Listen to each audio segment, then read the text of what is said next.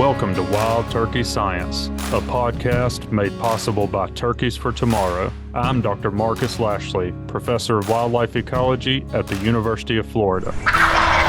And I'm Dr. Will Goolsby, Professor of Wildlife Ecology and Management at Auburn University. We're both lifelong hunters and devoted scientists who are passionate about hunting, managing, and researching wild turkeys. In this podcast, we'll explore turkey research, speak to the experts in the field, and address the difficult questions related to wild turkey ecology and management. Our goal is to serve as your connection to wild turkey science.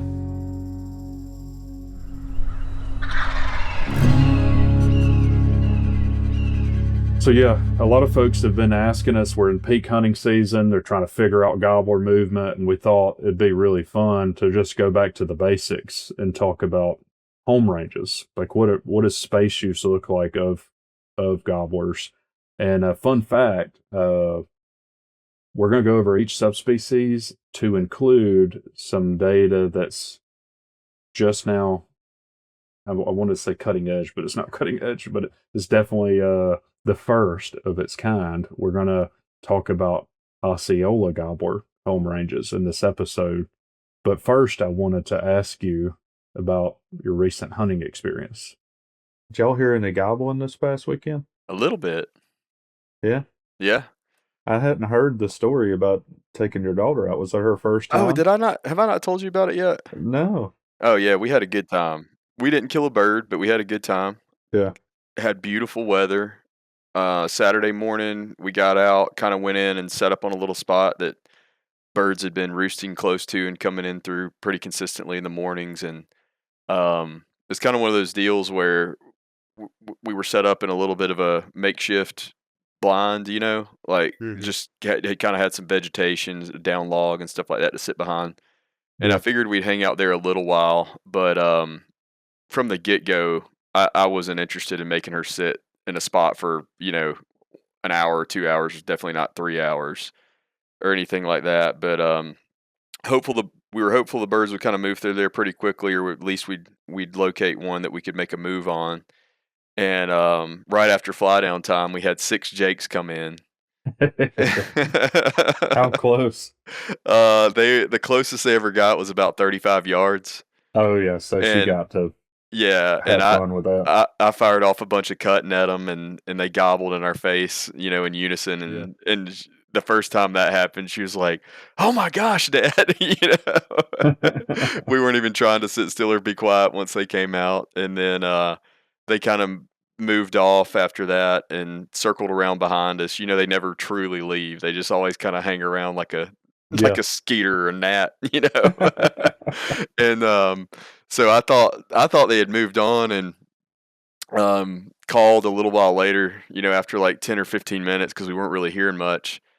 And we didn't hear any other gobbling from that spot. I don't think I mentioned that, but yeah, so I just kind of blind called again, and they had slipped around behind us at about 40 yards, and then they just like blew our hats off again. So she thought that was fun too. Yeah. And we got up and moved around the property a little bit after that. There was one bird that I think was workable that I heard gobble about half a dozen times every 3 or 4 minutes around 8 o'clock. And he was in a good spot, a relatively good spot to get to.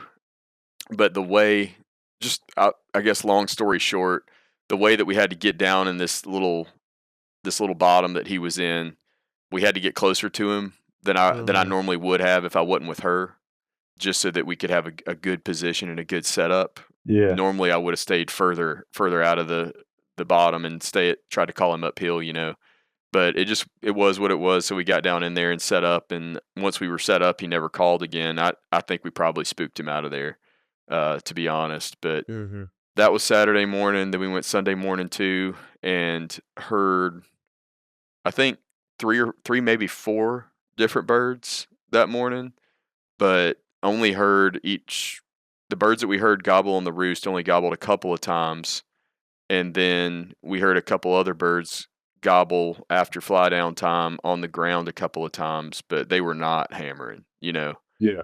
But that morning too, the first spot that we set up, we heard a bird gobble one time from the roost. We got close to him, Waited and waited and waited. It was almost fly down time. He didn't gobble again. I hooted at him. He gobbled one more time.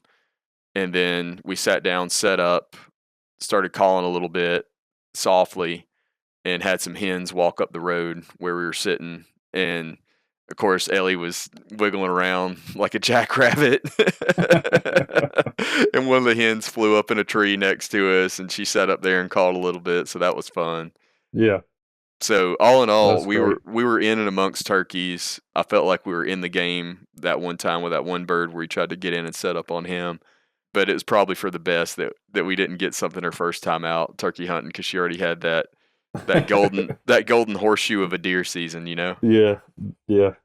Because did she kill a deer both times she went out, or did y'all go out some that she didn't?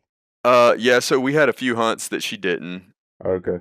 but So she at least knows that it's hunting, not shooting. but so we had some individual hunts where she didn't, but every weekend we hunted, she killed a deer. Yeah. Okay. Well, obviously, it's important to to get them hooked on it. Yeah. Having some success, but being all in amongst some turkeys and getting to see them all close like that, Yes. I know that Yes. that was enough for me Yeah. when I was a kid. Yeah.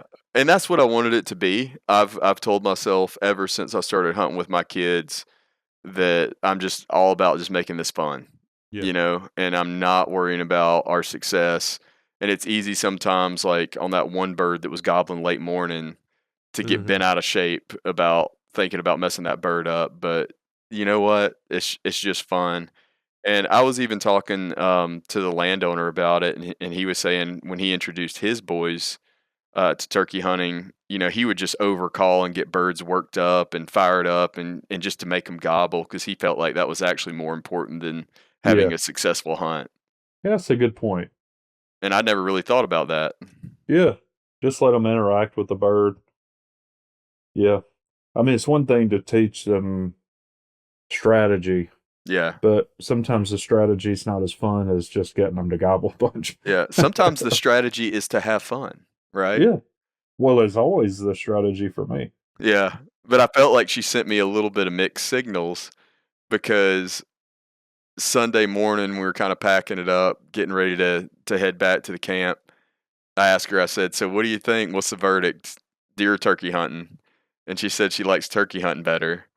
But then we got about halfway back to camp, and she said, "Dad, can we go deer hunting this afternoon?" And I'm like, "Doesn't work like that, sweetie." Yeah. Well, yeah, you can't tell. Yeah. So I, I've had my class this past week, so I haven't been able to hunt as much as I would have liked. I did go one time. It sounds like we had a similar experience. I was with a teenage kid. Yeah. He's done a little bit of turkey hunting, and he was actually taking me around on the landowner's property. But we did a similar thing where we set up on some birds he knew were going to be roosted in a place, and they were roosted a little farther than we thought they would be based on what he had been seeing them do. But they were not in earshot really of us. We did get them to answer one time, but when they hit the ground, we couldn't hear them anymore. Yeah. And we couldn't go to where they were because they were on the edge of the property. Yeah. So we picked up and went to a different place, and we were kind of slipping through the property. You could really glass it well. Mm-hmm. So we glassed a few fields and did not see any birds. And then we were kind of making our way around to where we were going to set up and call. So we get around to where we're going to set up to call, and I had him get over on this big white oak, with the log kind of laying down in front of it, really good cover, and we could see down the road all the way to the next field, and we're just in this hardwood stand. And I just was like, just stand right there, and if there could be a gobbler right here with us, so yeah, I'm gonna call, but we need to be ready if one's here. Well, I called, and I mean, they just tore the world down, and it felt like they ought to be able to see us. They were that close.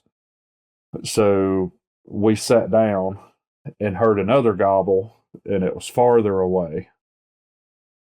And I was like, dang, I don't think, and we were talking about it, I was like, I don't think that was the same bird. Mm-hmm.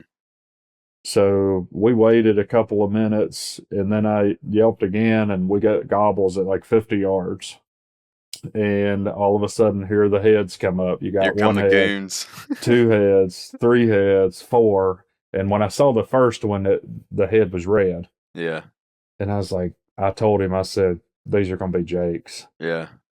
And then the bird that was farther away gobbled again, and we could see these birds now that they're probably at 40 yards. Yeah. So they walk up the road, and the last one was strutting. Mm-hmm.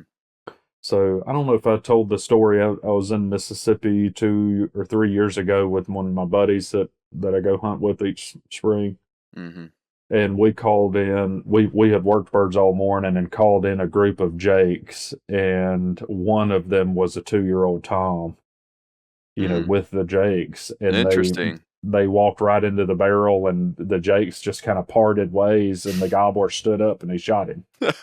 So that was what's going through my head. I was like, oh, this last bird is strutting and white-headed, and that might be that gobbler. Never lean on a jake to be your wingman. They just threw him to the wolves. Yeah. They just parted in Mississippi that time. But that's kind of what was going through my head. I was like, well, maybe that's going to be him, but I'm already kind of thinking this doesn't feel right. I think that gobbler's probably the one down there farther. Mm-hmm. So anyway, the bird the strutting gets up where I can see his fan, and it was a jake. Yeah. So it's three jakes that were just being jakes, dealing around the woods, and then one that's kind of like a super jake where he's strutting around and gobbling. Yeah. So we get him up. We got some film of this. We'll cut it in to the YouTube if y'all want to see it. But the jakes come in to like 15 yards, and I did the same thing. I cut at them, and they're basically right in this kid's lap. Mm-hmm. And they all gobble at it, and they, just pilfered around us for probably like 20 minutes, and then the other bird we had not heard in a few minutes. But I kind of thought, if I'm acting like a hen right here, and all these jakes are now gobbling at me, and they're clearly with the hen, maybe that'll get him mad and get him to come over here, because I don't really want to spook him because they're sort of in between us, Mm-hmm. So we messed with them for about 20 minutes. We got them to gobble several times. It was a lot of fun, and we stopped hearing the other gobblers. So we decided finally, when the jakes moved off, that we'd go, try to pursue this other bird. Well, we get down to the edge of this field. We don't see the bird, and we decided we're going to try to move to a different property because we only have like a 45-minute window before I had to leave. So we get in the truck and get on the road and drive down, and the gobbler, we assume it's the same one, was out in the field across the road, the paved road, with a hen strutting. Mm-hmm. So we think he crossed the road and left. Well, it sounds like y'all had fun, though. Yeah, it was a big time. But yeah. Jakes are so annoying from a hunting perspective, but, that's something I think we're going to have to deal with a lot this season, given the good hatch that we apparently had again last year. Yeah. So it's been kind of like that the past couple 2-3 years, as most of the Southeast has been having some good hatches. We've been seeing that on our study sites across Florida. There's a lot of jakes. Yeah. Yeah, so I hadn't been able to hunt as much as I'd like because I have a job that takes me away from it, but I try to integrate that in to it as well. The class, I had them sit in blinds and try to observe. We actually have on camera now, visiting some of our areas, tagged gobblers with tagged hens that are strutting with them. Mm-hmm. So y'all know what's coming from that. We're going to have some really good data. Yeah. But we were trying to get some behavioral stuff. We're doing some more traditional behavioral work. So we got a bunch of students in blinds and trying to get them to observe gobbling and strutting and different things, breeding behavior. So that was a lot of fun. And introduced a bunch of students that have never been around that to that breeding system, and they seem to really be tickled about that. Yeah. Good. So I am getting to live vicariously through Yeah. those kinds of opportunities. But hopefully Yeah. this week I've got a few days that I can get out. So Right. I had a buddy at the gym last night ask me, we long story short, we were talking and I was talking about how busy my schedule is over the next, month and a half or so. And he was like, "Why?" And I was like, "Because everybody wants me to talk about turkeys during turkey season." yeah. Well, that's the thing, right? It's just when it's on top of everybody's mind. Yeah. I'm the same way. I'm getting invited left and right to do different things. And, sometimes you need to just get out and do a little hunting. Yeah. Well, I think it's So, important you know, to keep that passion and motivation up because it yeah. reminds us why we're doing what we're doing because we want to protect that and Hmm. conserve it as long as we can, you know? Yeah, I agree. It's really important. And it seems like even every time I go out, it's more about taking somebody else. Yeah. And soon, hopefully, that'll even be my own children. They're not quite ready for it. But yeah, it's important for us to engage that way. I know we need to get into the meat of the episode, but one other thing that I'll mention is, I bought that little 410 for her. Hmm. I'm gonna carry it this turkey season. Hey, now. Yeah. I've been carrying my 410 because of my eye issue, Yeah. and I don't know, man, I really like it. I just had so much fun shooting it, and I had what was even more enjoyable about it was carrying it. Yeah, Because that's I the carry same thing I was thinking while I Yeah, was walking around every day. right. Because I'd carry it till we got sat down and got set up, and then I'd hand it off to her. Mm-hmm. But, like, when I was just carrying it around, it's just so convenient. Yeah. It's not in the way, it's not cumbersome. Mm-hmm. I like that little gun a lot, and, man, it patterned well. Yeah, that's good. That's good. Well, for us to get into the meat of the episode, I think it is kind of related to what you and I both were doing and what people are really interested in right now. Mhm. And that is, how much area are these gobblers using? Right. And the reason I'm saying that, we had probably 1,000-acre patch of woods, only maybe 100 acres of it was on the property, but we were expecting the gobblers to be close when we Mhm. set up, and then they were way on the other side of that patch. And you know, you and I both know that knowing how much area gobblers are using on a year-round basis, but also during hunting season, is at the peak of interest right now for people. Yeah, 100%. So Yeah, seems like a really good time for us to dig in and see what does the literature have to say about how big of a area gobblers are using. yeah, and I think, obviously, we already know the answer to that, but pretending as though we didn't for the listener, given what we just discussed about the roost site fidelity and how often they go to roost sites that are, on consecutive nights that are maybe 800 meters away from each other, it seems like, the logical conclusion is they're probably using a pretty good bit of space too. Yeah. So let's get into it. Yeah, let's do it. I don't know. Did you want to preface this and talk a little bit about the discussion we were having before we jumped on about how surprising the amount of data is on this topic? Yeah, I think that's a good thing. I kind of Just to kind of set the expected. context and preface it. Yeah. I think what started the conversation is I said something along the lines of what I'm about to say. I was kind of surprised that we don't just have a ton of them. Yeah, I know. So like always, we're trying to be transparent and connect people with the primary literature. And to be specific, what you mean is you thought we would have a ton of meaning papers describing gobbler home Yeah. ranges during spring. Yeah. I thought we would have like 100 of them or Yeah, something. I didn't right. know. I didn't know what to expect. I think, I went through a bunch of the ones I could find, and let's see, I had a postdoc go through and find she's actually doing a habitat selection, habitat use type of meta-analysis on turkeys. So we're scouring the literature, and when I say we, it's her. But I had her send me what she has on it, and I went through the list, and I know that you did a little bit, and we've got some colleagues that have have done some stuff on this. So out of that, let's see, we've got 1, 2, 3, 4, 5, 6, 7, 8, 9, 10, 11, 12, 13, 14, but that one's basically the same one. 15, 16, 17, 18, 19, 20. There were 20 papers.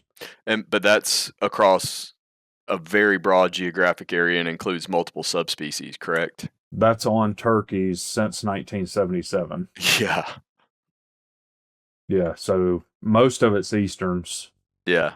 Very few of them are GPS based. Yeah. A lot of them have, like, we included it, but I had one like Kraft 1986. I was looking at the male home range in that one. Yeah. Did you notice that I said the male home range? Yeah. There's literally one. Well, I mean, to his credit, you know that back in 1986, like, you know, this guy was probably a hunter, and, you know, putting a tracking collar on a turkey for one of the first times in history, he's got to be excited about that. And, you know, just having information on one bird was probably a big deal. Yeah, well, in his defense, they caught 50-something birds. I don't remember the number of males that were tagged, but most of them got killed before he could estimate a home range. Of course. For some reason or another, or, you know, the tag didn't work. I mean, there's all kinds of reasons back in those days, especially. The technology wasn't very good. But he had one adult male that he had enough data he felt comfortable doing a home range on. So, you know, it's kind of interesting to think about all the challenges back in those days and how his sample size literally got whittled down to one. Well, it's like I told you earlier. I realized this, you know, kind of towards the end of last year when I was putting the paper together and looking at, you know, looking to literature to provide some justification for the area that we looked at to calculate, you know, home range habitat composition around these different areas where we were measuring, you know, relative abundance of gobblers. And there's just not many GPS estimates of gobbler home ranges during spring for the Southeast. You know, like, and that's what, you know, to your point, like a lot of those papers are radio, you know, including the one that you just talked about. So if we narrow it down to just GPS, the number is even smaller. Yeah, there's very few GPS. But I will say, just kind of taking a step back and looking across the board, I don't see a real clear difference.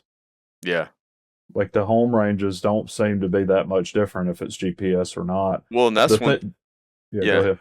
I was just going to say that's one thing that I've generally found throughout my career, whether it's a deer, a turkey, a coyote, a raccoon, or something else. The technology that you use to estimate these, you know, we oftentimes refer to them in science as utilization distributions. Home range is more like the vernacular for it, but it doesn't really matter. There's all these different ways that we calculate them, and there's all these different ways that we estimate them, and generally speaking, they kind of agree with each other.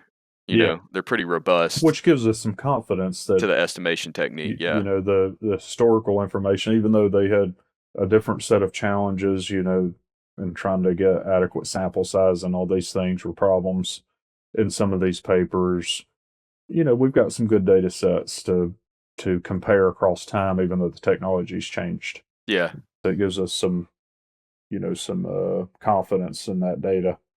I think one other thing that might be worth talking about here is you also were telling me before we hit record that obviously, like we've just discussed, home range estimates are generally lacking, even more so when you go to GPS. But we have very, very little on actual habitat selection in addition to the home range estimates, right? Yeah, I would say that's an even sparser data set.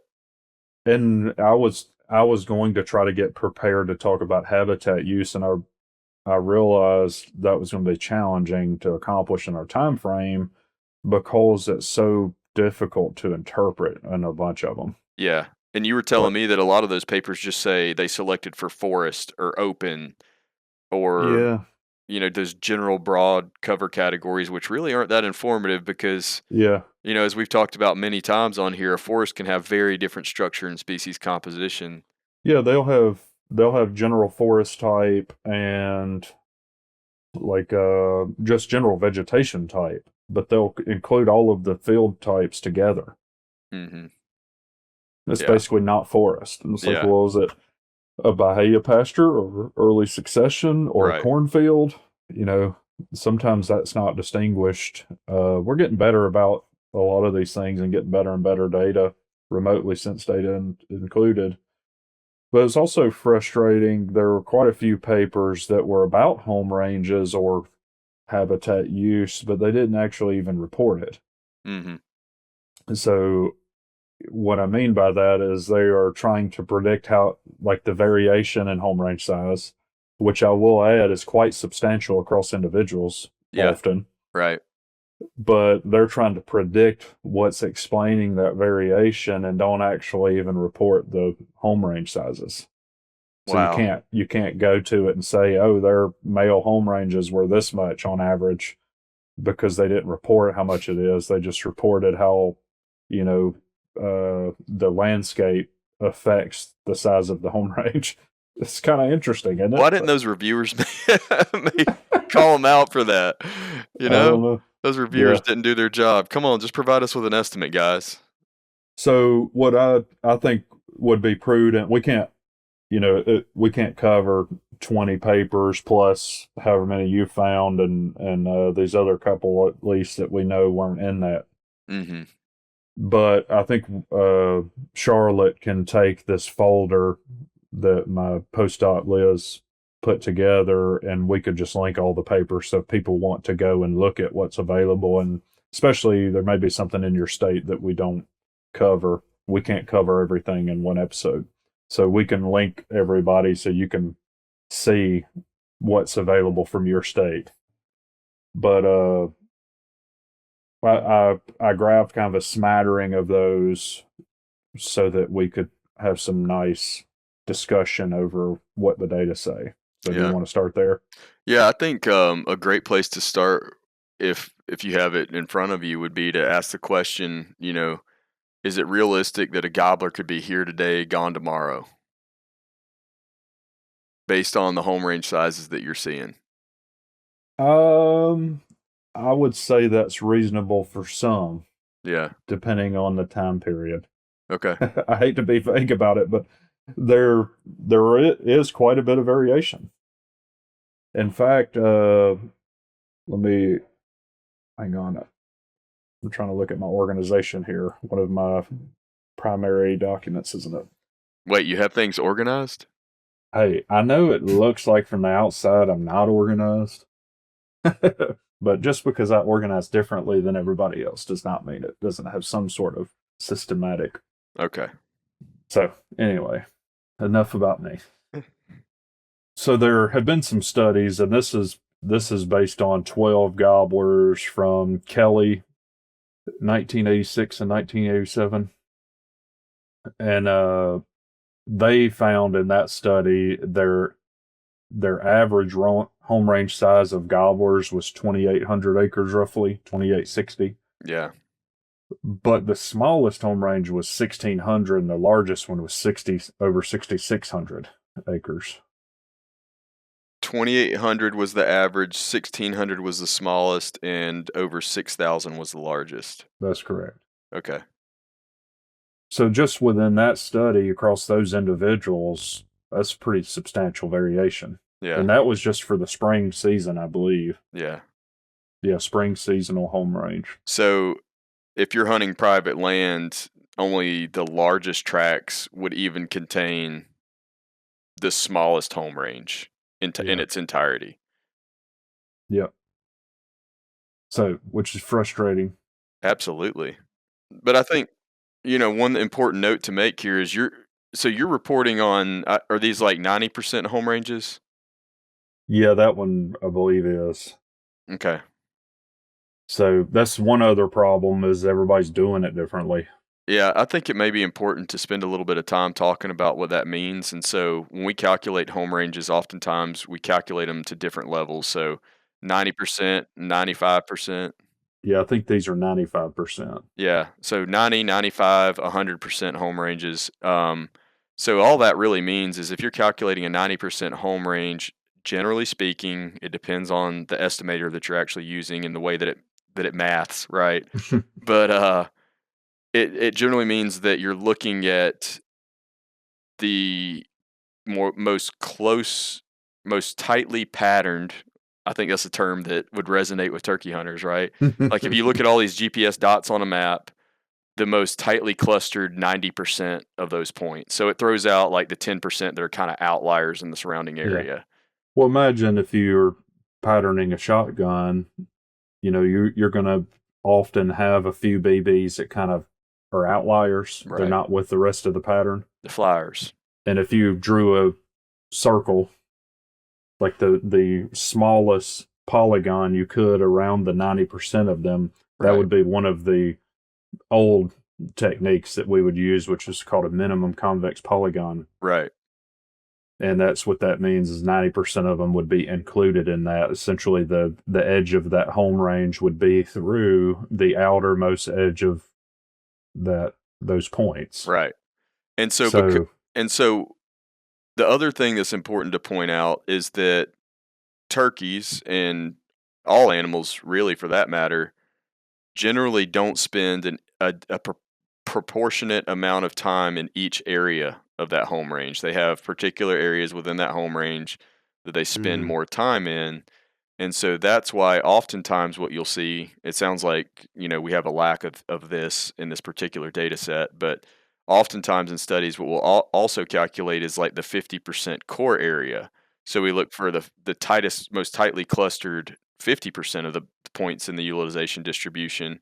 And that's kind of like his backyard, so to speak. yeah, we'd call that a core area, which is just like where's he spending a lot of his time. Yeah. So even if a gobbler does have, let's say, a 2,800 acre home range, there's still a good chance that the area that you hunt may contain a disproportionate amount of his movements if it's in his core area. Well, to give you an example, one of the better studies in terms of sample size, it was GPS based, I believe. Don't hold me to that. You can go look at it, and I don't remember for sure, but the sample size was 55 gobblers, so it's pretty good. The habitat selection of the males in that one for the spring, so again during hunting season, was about 1,700 acres. It was 685 hectares, which is about 1,700 acres. That was the home range during the spring season. Yeah. They calculated a 50% core area, and it went down to 402 acres. Okay. So those gobblers, on average, were spending the majority of their time in a 400-acre area. Right. During the spring turkey season. Yeah. That makes sense. So I think you're right on track. That's where they're spending the majority of their time. And of course, maybe a hen is getting wily and he chases her across the road, and next thing you know, he's got 2 or 3 days he spends somewhere else. Yeah. And if you multiply that over 2 months, he probably has some of those, and those would go into that. If there are enough of those, that would go into that home range. Yeah. 95%. Or of course he gets bumped by a hunter or a predator or something like that. Gets chased by a coyote. Like that. Yeah, everything's trying to eat them. So there's lots of reasons for them to have longer movements. Maybe here's a gobbler that he's going to go have a dispute with. Like there's lots of reasons why that might happen, right? Yeah. So those generally, if those are happening relatively frequently, they'd be included in that 95%, but not in the 50% necessarily. So that was from the Kelly paper, right? The numbers you just reported. So there was De La Cruz 2012, and that was from West Virginia. Where I gave you the spring home range versus the core area. Okay. That was the only one actually that I found that had both in it. Right. For the spring season. Yeah. So there may be some other ones. Again, we're not going to go through every paper, but after I went through quite a few, I started to realize there's a lot of individual variation, and on average, we tend to be in a pretty similar place. Yeah. There's one other thing I wanted to touch base on that you just reminded me of while we're at this point in the conversation. It was also something that I meant to bring up in the roosting episode. Were most of these studies done on public land? I would say the lion's share of them are. Yeah, I know, like, in particular, a lot of the Mississippi work that you're going to draw heavily on was Yeah, on the public land. Tallahoe. Yeah, and so I think that's important to keep in context too, both with the roosting data that we just covered in that Mm-hmm. 2 weeks ago, I think, and then in this episode, is that back to that point we were making earlier about the home range. I would think that those birds would be getting bumped more out of their home range on relatively high pressure public land. However, we also have to consider that a lot of these studies were conducted that you're sharing right now um, decades ago when turkey hunting wasn't as popular. So Mm-hmm. it's not the modern public land context; it's an older one. I don't really know. I don't think we can make solid conclusions about that. But if these birds are in public land, I think it's probably safe to assume that they're getting pushed around a good bit by hunters. Yeah, I would say they're I would say most often they're in hunted populations on public land, so Yeah. that's probably a fair assumption. However, fun fact, we're going to release the first Osceola home ranges ever, as far as I can tell. Definitely with GPS on this episode. Ooh. So stay You heard it. tuned. You heard it here first, folks. Yeah, we have a bunch of Osceola gobblers and hens tagged, and we've got multiple years of data now. And we're working on this, so it's preliminary. Keep that in mind. But I thought it would be interesting to see how our numbers compare to everybody else. So we're going to talk about that in a few minutes. But well, I kind of have a method to go through. I kind of thought maybe let's focus some on the annual home range sizes because those are probably more common. Mm-hmm. And also, it's kind of giving you an idea of how much space are they using overall on a year-by-year basis. So if Mississippi has a long history of data, as you just pointed out a few minutes ago, so I went through and just got an average of several of the papers. There's Chamberlain's thesis, 1995, Godwin et al., 1995, which was the turkey coordinator at that time, or it may have been right before he was the turkey coordinator, but he was the turkey coordinator before Adam Butler, that we've had on the show a few times. Also, Miller and Connor, 2007, and Marable, 2012. If you look across those studies at the annual average home range of turkeys across those studies, it was about 3,600 acres. Okay. So a little bit on the higher end. The Godwin papers that were looking specifically at gobblers, they had about 50 gobblers. The annual home ranges on average, or actually, no, that's spring home ranges. The spring home range was about 2,800 acres. Mm-hmm. So pretty large compared to what I was expecting, I guess. Yeah. Interestingly, that craft paper that I was talking about, where we got down to one, Yeah. dang, I didn't write where that was at. That one, the home range of that male was about 650 hectares, which I didn't convert on that one, but I think that's, about 1,000 acres? 1,600. Yeah, 1,600 acres on that one, so it's not that far off, certainly within the range of variation that we're seeing. Right. This is one of the papers from Mississippi that I was talking about. It's Davis et al., 2019. They didn't actually report the home range sizes, but they did talk about, they used the context, like you were saying, for how much space they should be using, and then tried to predict different factors about like roost site selection, habitat selection, that sort of thing, based on landscape composition. So I thought you might be interested. As far as I can interpret it, the annual home range size was not affected by the landscape composition generally. That's interesting. However, they did find that in that study, the optimal hardwood composition on the landscape was about 39%. So about a third being in hardwoods. Yeah.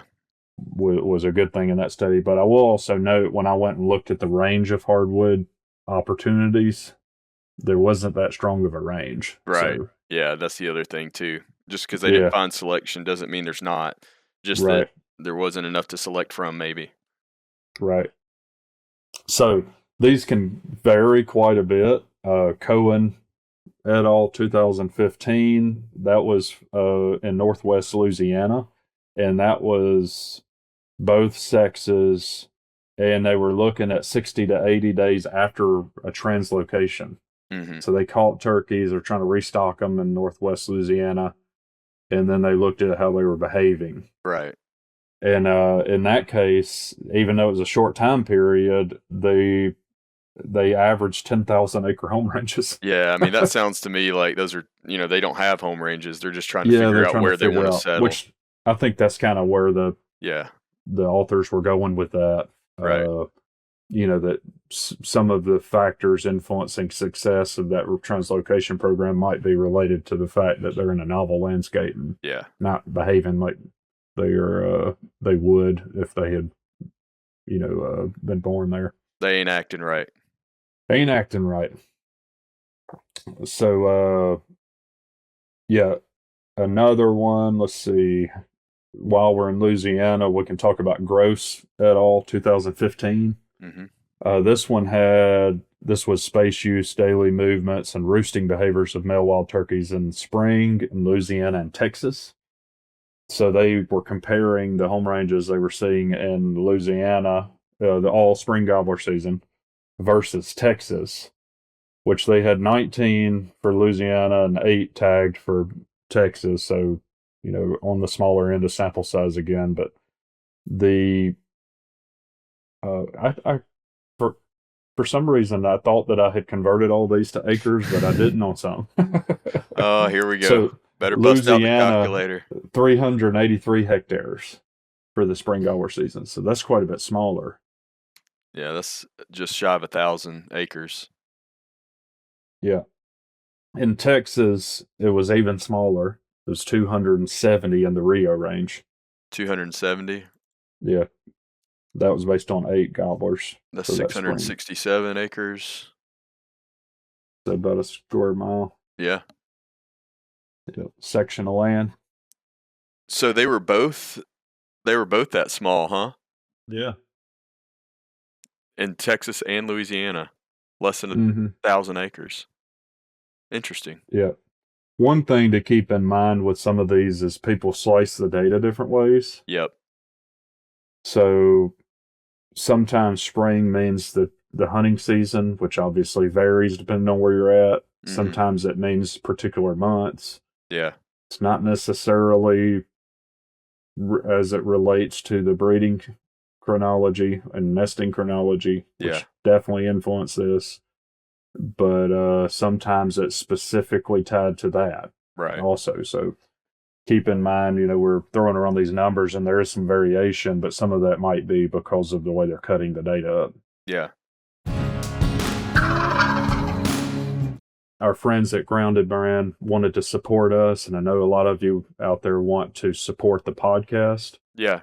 So if you're in that boat, go check out on their website. They have an option for you to donate directly to the podcast to help us out, help us keep bringing you content. And we really appreciate all the support, and we are really appreciative that, Grounded Brand stepped up to help us out as well.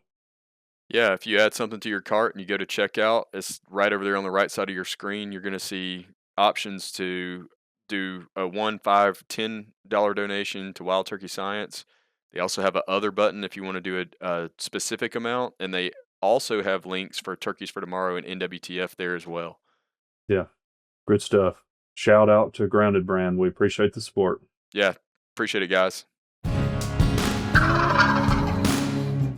Yeah, we have one paper looking at Miriam's. So that was Hoffman, 1991. And in that case, they had 11 males, and the spring home range was about 1,300 acres. Oh, wow. I would have guessed, if I had to guess, I would think Miriam's would go further. I was thinking that too. Yeah. I was thinking that, man, they're going to be big, but it's not what they found. If I had to guess, I would guess Eastern or Osceola smallest, and then maybe Rio's a little bit bigger and Miriam's the biggest. I don't know. Yeah. I guess I'm just thinking about the openness of the areas that they typically inhabit. Yeah, and I don't know, it just feels like they have to travel farther from their roost to wherever they're finding hens, and I Yeah. don't know. And I've never hunted Miriam's, but I know that a lot of times I feel like I hear these stories where people talk about, birds covering hundreds of yards coming to calls on a regular basis. So Yeah. Well, that that's definitely interesting to think about. So if we go back to that De La Cruz, this is one with relatively high sample size of 55 males from West Virginia. Talked about the spring home range being 1,700, but the annual home range in that one was about 3,500 acres. So what else? Let's see, it was 3,600. Remember, across those studies in Mississippi. it seems pretty remarkably consistent, I know, that's what I was thinking. which I guess that makes sense because you probably know more about this than I do, but there's that ecological principle related to body size and the area that Mm-hmm. that a bird can use.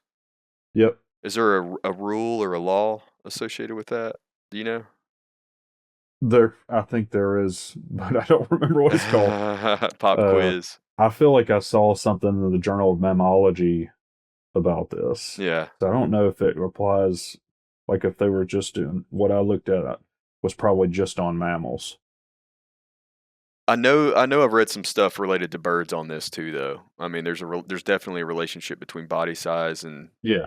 the area that they cover. I mean, obviously with migratory birds it's complete now everything goes out the window, but it makes sense. I mean, cuz there's so much consistency in body size relatively Hmm. speaking across subspecies that there's just kind of a max area that they can effectively cover.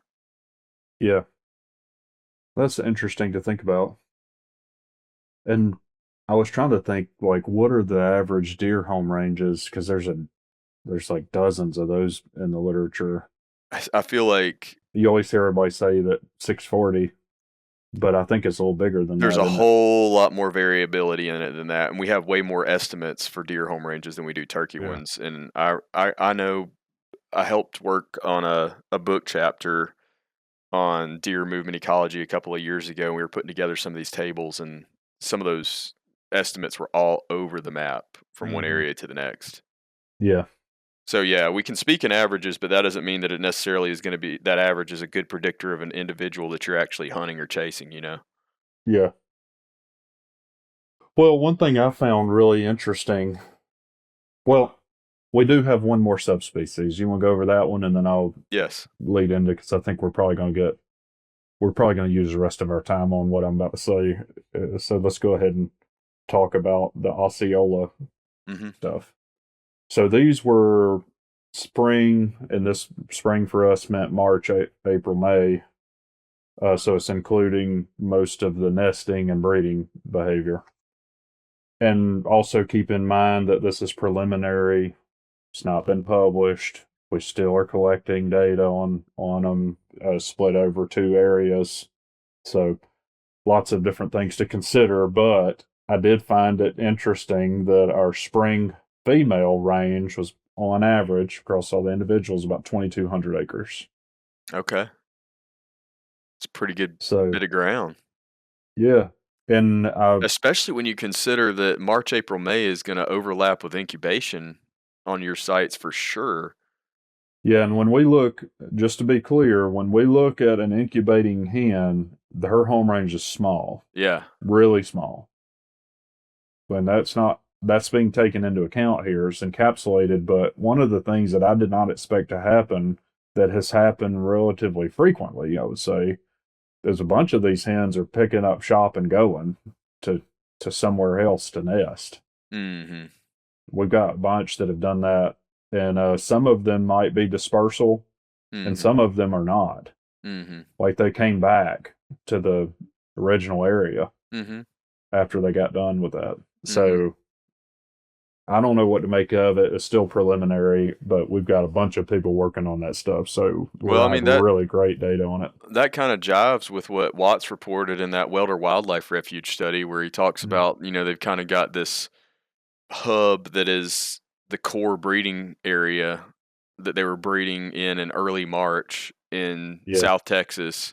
And then as the month progressed, you started to see like these different, almost like groups of hens segment off and, Hmm. and radiate out from that hub. And then the individuals within each of those groups radiated out even further. So it's like this Yeah. spoken wheel kind of Right. distribution pattern. And as you get down to the individual hen, they just disperse further and further apart from each other. Yeah. I'd say we're seeing something like that. There's some hens that are homebodies. There's some hens that are travelers, Yeah. and they're like, well, we can't predict who's going to do what. I don't Yeah. guess, but it is kind of frustrating to have a 30,000 acre study area and you can't keep but about half your birds on it. Yeah. Absolutely. Which is, I know for folks out there, they're like, well, dang, what am I going to do? Yeah.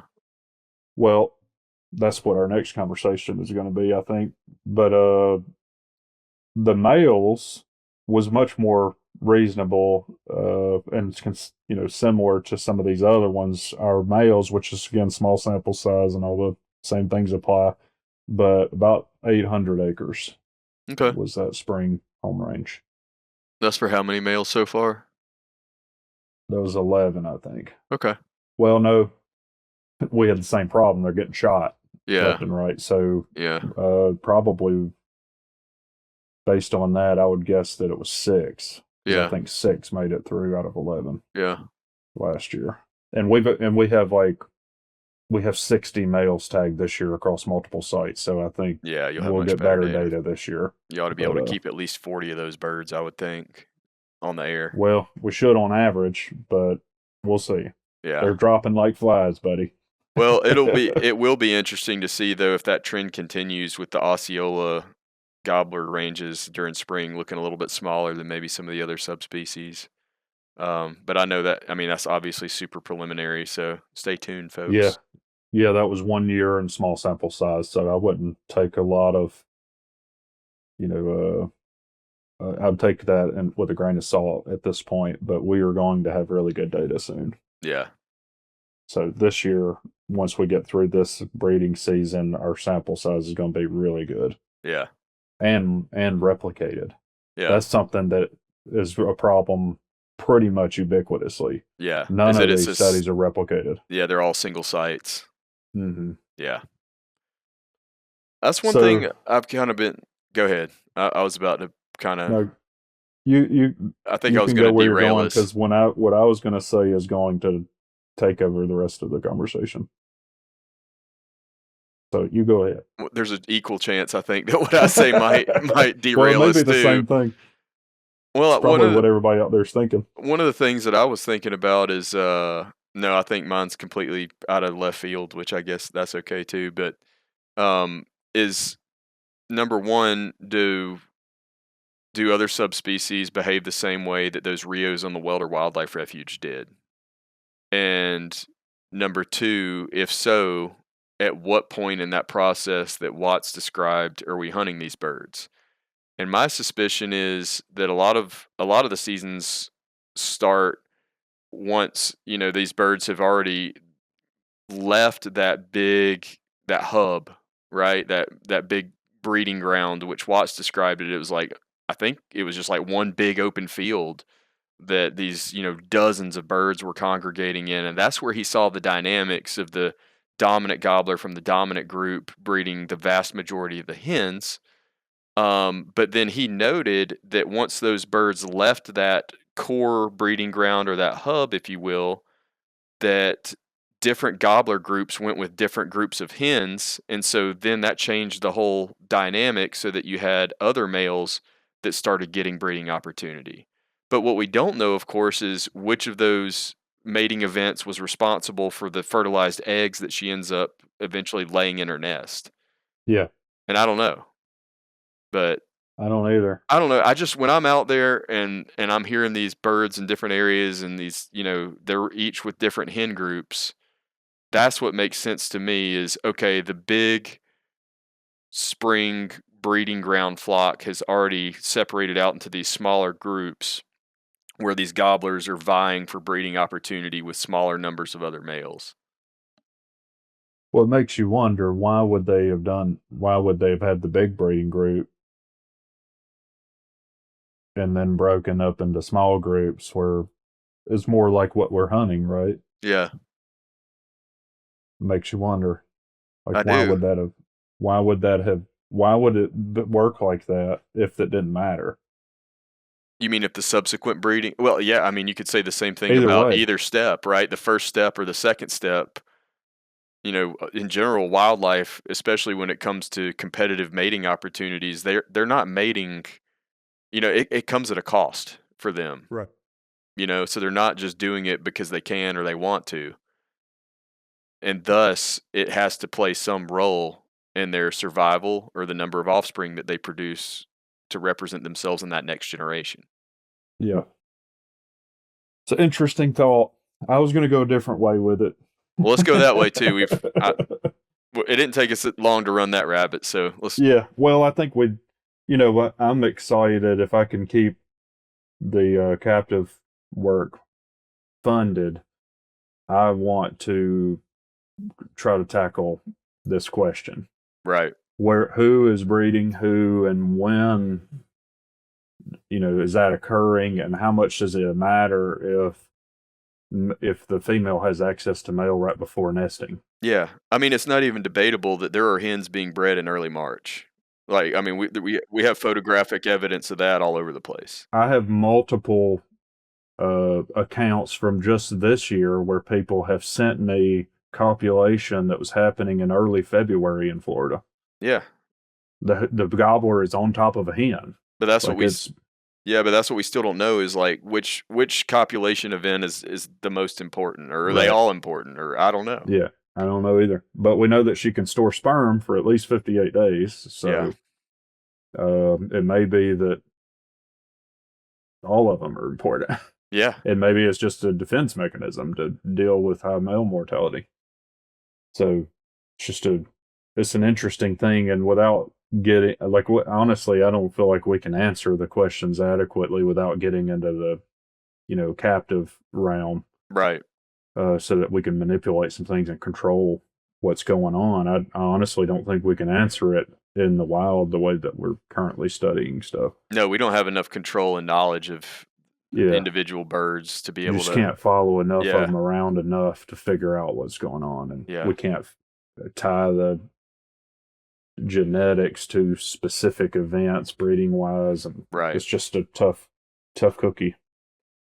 So one thing I was looking for when I was kind of going through the literature looking for home ranges and habitat selection, I was like, okay, well, maybe there's going to be something related to habitat quality and how habitat quality affects home ranges. Mm-hmm. So there was only, at least in the ones I looked through, the only one that even kind of approached that was that Davis et al. Paper. And they didn't find a relationship, but that was really coarse. Their metrics were just landscape variables, right? Like proportion hardwood, stuff like that. So that's where I think we need some work. Was that paper out of Mississippi State? Yeah. Oh, that was Annie Davis? Yep. Shout out to Annie. Yeah. Good job, Annie. Yeah. Really good. Only one that did the habitat home range paper. Well, that was a clear first step. Yeah. And she published, I think, 2 or 3 good papers out of that study. So shout out for that too. Right. Yeah.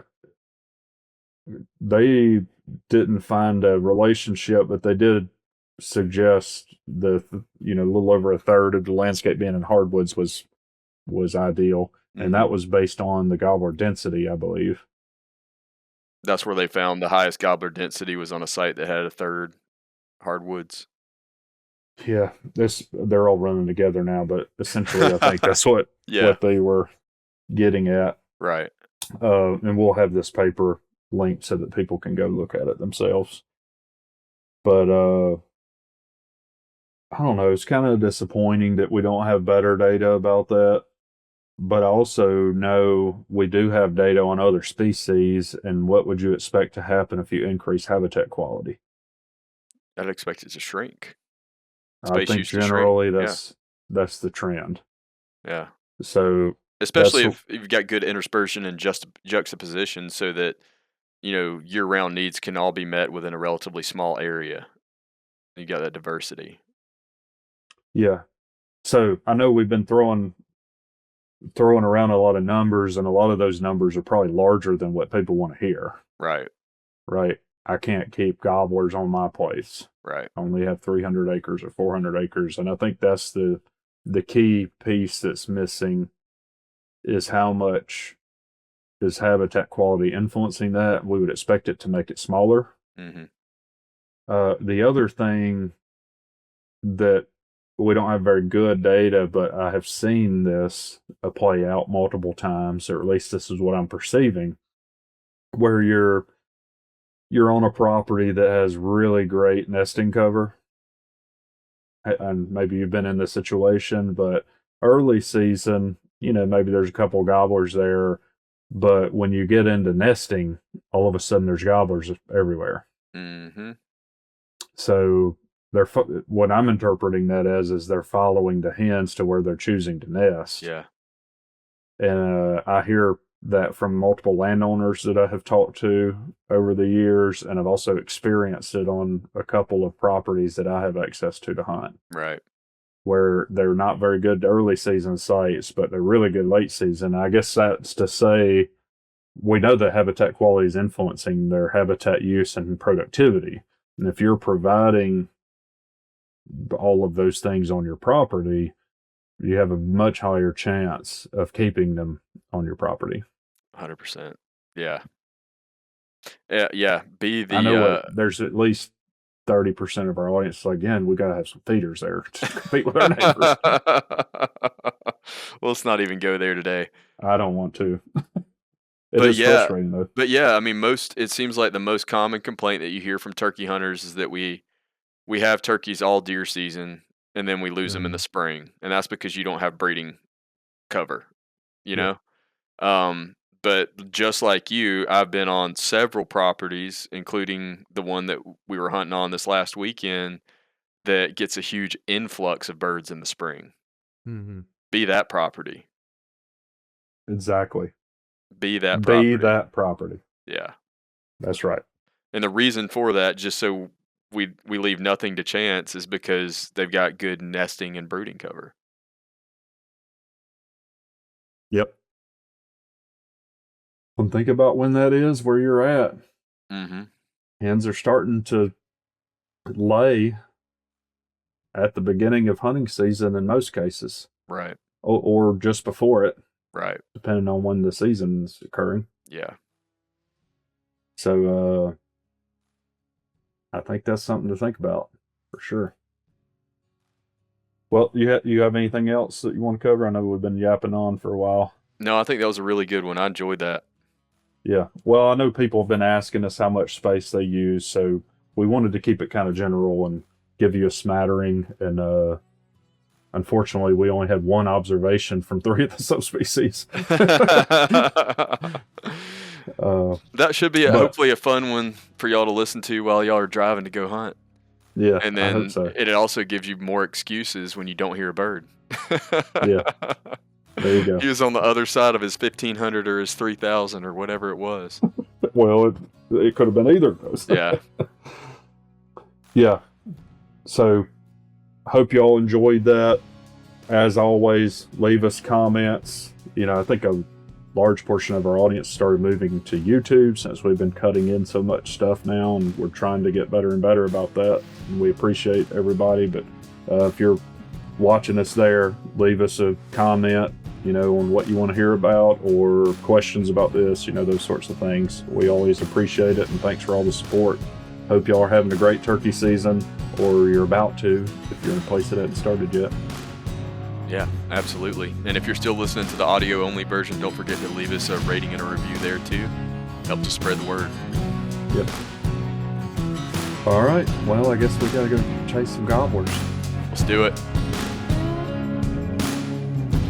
Wild Turkey Science is part of the Natural Resources University podcast network and is made possible by Turkeys for Tomorrow, a grassroots organization dedicated to the wild turkey. To learn more about TFT, check out turkeysfortomorrow.org.